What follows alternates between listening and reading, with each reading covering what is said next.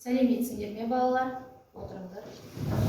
Балалар, қазір бізде қазақ тілі сабағы. Сабақты бастамас бұрын бір-бірімізге жылы лебізді білдірейік. Кәне орнымызда тұрамыз. Ал қазір бастаймыз. Қара досым жан-жаққа, дайынсың ба сабаққа? Кітап қаламда, бәрі орнында. Тамаша балалар, отырамыз, өте жақсы. Балалар, біз топтық жұмыс болғандықтан сабақта отырғанда өзіміздің жұмыс ережелерімізді білеміз. Қайда сол жұмыс ережесін әрқайсымыз бір ережені айтайықшы. Нұрзат айта ғой. Уақытты үнемдейміз. Дұрыс, уақытты үнемдейміз. Еланұр айта ғой. Сабақты жақсы оқимыз. Жақсы. Мұхсин айта ғой. Қалай? Сабаққа белсене қатысамыз. Жақсы. Нұр айта ғой. Тәртіпті отырамыз дейді. Жақсы. Тағы да қосатындар бар ма, Жұлдыз? Тазалықты сақтаймыз. Тазалықты сақтаймыз. Тағы да Кәусар айта ғой. Бір-бірімізге мейірімді боламыз. Мейірімді боламыз. Өте жақсы балалар. Жарайсыңдар балалар. Балалар жақсы. Бүгін біз сөз таптары бойынша топқа бөліндік. Бірінші топ зат есім, екінші топ сан есім, үшінші топ сын есім, төртінші топ етісті ол топқа бөліндік. Балалар, кәне өздері топта ақылдасып, топ басшыларını сайлаңдаршы. Зат есім тобы кімді сайлаймыз? Жанияны сайлаймыз. Екінші топ сан есім Ботагөзді сайлаймыз дейді. Жақсы. Сын есім тобы кімді сайлаймыз? Әсемді сайлаймыз. Етістік тобы кімді сайлаймыз? Жұлдызды сайлаймыз. Онда балалар топ басшылары мен сіздерге не беремін? Бағалау қарағын беремін. Осыған өздері тапсырманы қалай орындады, соны бағалап не істеп отырамыз? Жазып, балын қойып отырамыз. Екінші топта Ботагөзге, үшінші топта балалар жақсы алдыңғы өтілген тақырыптар бойынша, сөз таптары бойынша, қазір сиқырлы қапшық әдісі арқылы мен сендерге сұрақ қоям, сол сұрақтарға не істейміз? Жауап береміз. Дайынсыз ба балалар? Дайынбыз. Зат есім тобы. Және зат есім дегеніміз не? Заттың атын білдіретін сөзді зат есім дейміз. Тамаша. Зат есімнің сұрақтары? Кім, не, кімдер, нелер. Жақсы, өте жақсы. Сан есім, бекарыс. Сан есім дегеніміз не? Сан есім дегеніміз заттың санын білдіретін сөзді сан есім. Тамаша. Сан есімнің сұрақтары? Нешінші, неше, неше. Қанша деген сұраққа жауап берген. Жақсы. Балалар жақсы, мына тапсырмаға қарайшы, Мюсенберг әдісі бойынша мына жерде тақтада көп деген әріптер жазған. Осы әріптердің ішінен сөз табамыз. Қане, қандай сөз табамыз? Қане, талқылаңдар, топта, жылдап. Қане, бол, қане, Димаш айта отырды. Сын, тамаша. Омар айта, тамаша. Өте жақсы. Яғни қандай сөз шығып тұр бұл жерде? Яғни бүгінгі сабағымыз сын есімді ағарай жалғастырамыз. Яғни оқу мақсаты сын есімді ажыратып үйрену. Балалар, келесі бірінші тапсырмаға қараңдаршы, бәріміз тақтаға қараймыз. Бұл жерде сөйлемдер жазылған, бірақ сын есімдері түсіп қалған. Керекті сын есімдер астында жазылып тұр. Қазір топта талқылап, әр топ бір-бір сөйлемнен маған дұрыс сын есімді орнына қойып не істейміз? Оқып береміз. Яғни дискриптері сөйлемдегі сын есімдерді не істейміз? Толықтырып айтамыз. Кәне, топта талқылап дайындаламыз.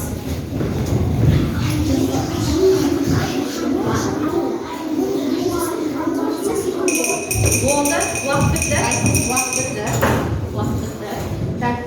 Так, зат есім тобына Кәусар оқи ғой, бірінші сөйлемді. Сын есім қайсы бұл жерде? Тамаша, өте жақсы. Екінші топтан Қазбек оқи ғой, екінші сөйлемді. Ол орманда тіршілік етеді. Сын есім? Сын есім Тамаша, өте жақсы. Етістік тобынан кім? Гүлзат оқи ғой? Оқи ғой? Сын есім қайсы бұл жерде?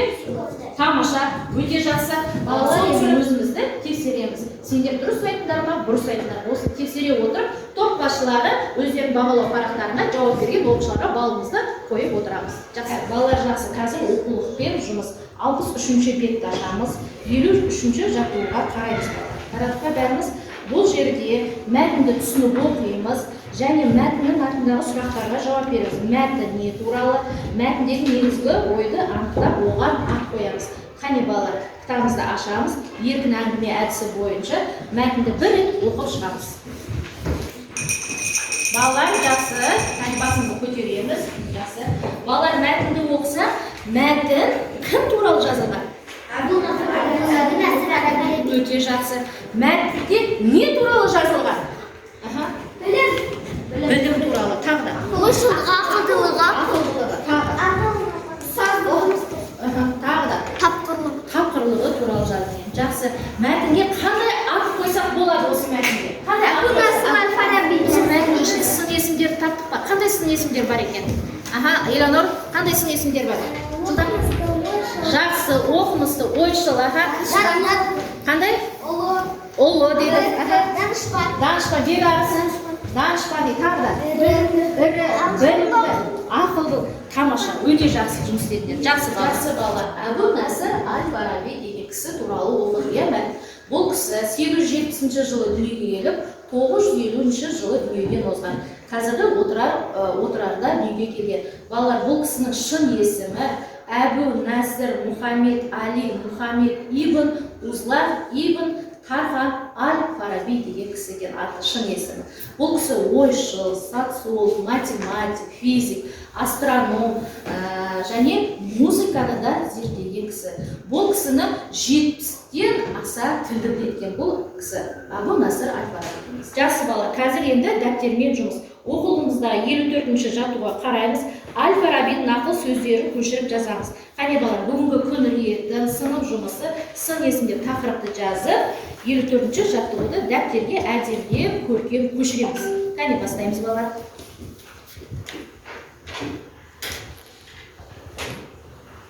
Әдемі, таза, ұқыпты жазуға тырысамыз, балалар. Жақсы балалар, кәне дәптерге жазып болсақ, жұмыс аяқтасақ, сын есімдерді сыздық па балалар? Қандай сын есімдер бар екен осы жаттың ішінде? Қандай сын есімдер бар екен? Ерен айтамыз шығады. Даналық, жақсы. Аян айтауға қандай сын есім бар? Парасатты, тиянақты, ізгі қайырымды, қадірлі. Жақсы, өте тамаша. Енді жазған балалар, енді өздері орындап жазғандарыңды тақтаға қарап тексеріңдер. Сендер дұрыс сыздыңдар ма, дұрыс емес па, соны бір тексереміз. Дұрыс сызсақ, топ басшылары бағалау парақтарына балдарыңды қойып отырамыз. Жақсы балалар, енді кішкене шаршап қалса, сергіту сәтін орындаймыз. Сергіту сәті кішкене сәт ерекшелеу. Яғни мен сендерге қазір көптеген жеміс-жидектердің суретін беремін. Әр топқа топтық тапсырма. Сосын осы жеміс-жидектердің сын есім қандай деген сұраққа жауап беретін сын есімдермен байланыстырып жазасыздар. Кім көп сын есім жазады, сол топ жеңіске жетеді. Тапсырма түсінді ма? Так, сәтесін тобына жүзім.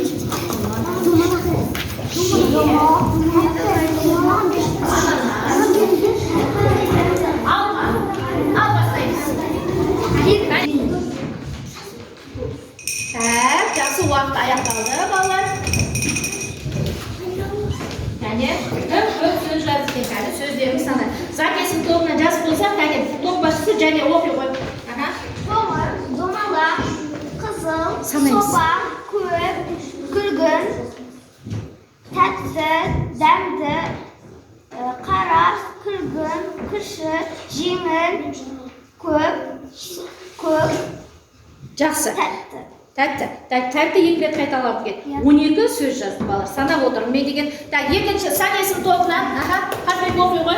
Жылдам. қызыл, дәмді, домалақ, тәтті, қышқыл, жұмсақ, әдемі, пайдалы, жеңіл. Жақсы. 10 сөз жазды. Жақсы. Сын есім тобынан қане оқимыз, Әсема? Тәтті, сары, қышқыл, қатты, жасыл, ауыр, солпақ, және ауыр. 8 сөз жазылды. Етістік тобынан жұлдыз оқи қой. Тәтті, қышқыл, сары, пайдалы, қызыл, домалақ, қатты, қышқыл. Жақсы. 8 сөз жазды. Ал енді қай топ жеңді деп ойлайсыңдар? Яғни зат есім тобы. Қайда болсақ қояйық. Өте парақшаларға бағалап отырыңдар, жақсы. Өте жақсы. Балалар, келесі тапсырма, 4-ші тапсырма. Тез ойлан, тез жаз әдісі бойынша 55-ші жаттығуды топтық жұмыс ретінде орындаймыз.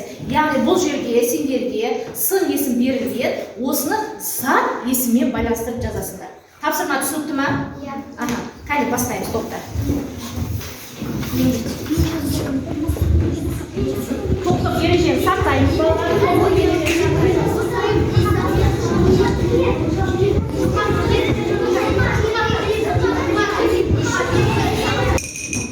Қане балалар, уақыт аяқталды. Қане орындаған тапсырмамызды задесін тобы кім оқиды? Нұрзада оқи ғой. Сүйкімді күшік, сүйкімді қонжық, сүйкімді мысық. Өте жақсы, тамаша. Санесін тобы, Элеонор оқи ғой. Қызық ойын, қызық ертегі, қызық кітап. Тамаша, өте жақсы.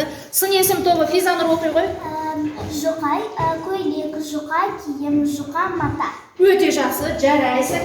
Етістік тобына кім оқиды? Аяна оқи ғой. Ескі көйлек, ескі ойыншық, ескі үй. Тамаша, бүгін бәріміз сабаққа жақсы қатысып отырмыз. Бүгін енді сабағымызды қорытындылай келе семантикалық картаны сендерге белгілеп отыр. Осы тапсырманы топтап орындап, маған белгілеп көрсетесіңдер. Дайынбыз ба? Иә. Білеміз ғой, семантикалық карта болады. Иә. Жақсы. Кәне. Уақыт аяқталды балалар.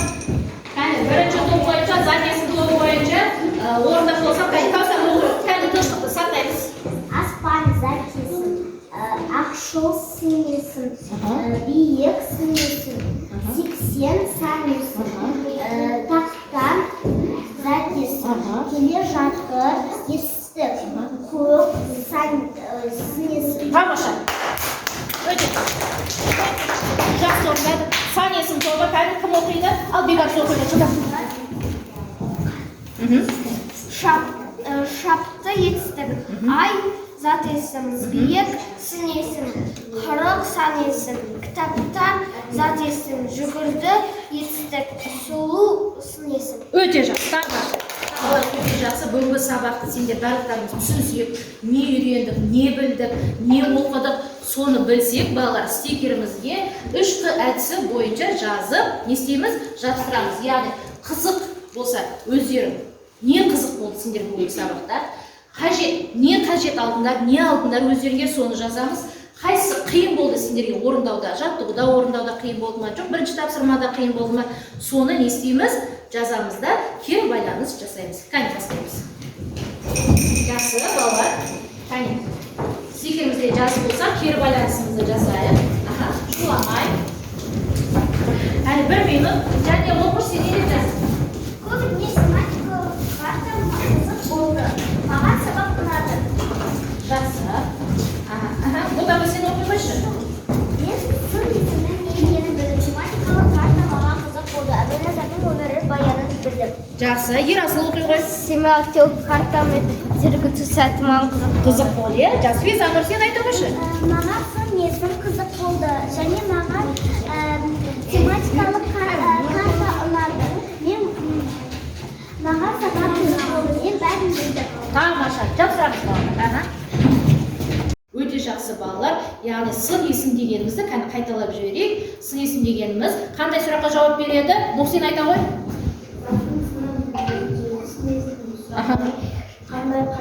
Сұрақтарға жауап береді. Өте жақсы. Мысал келтірейікші. Мысалы? Көк. Үлкен шар. Басқа шардан басқа сөз айтайық та. Қызыл шар. Көйлек. Қызыл көйлек.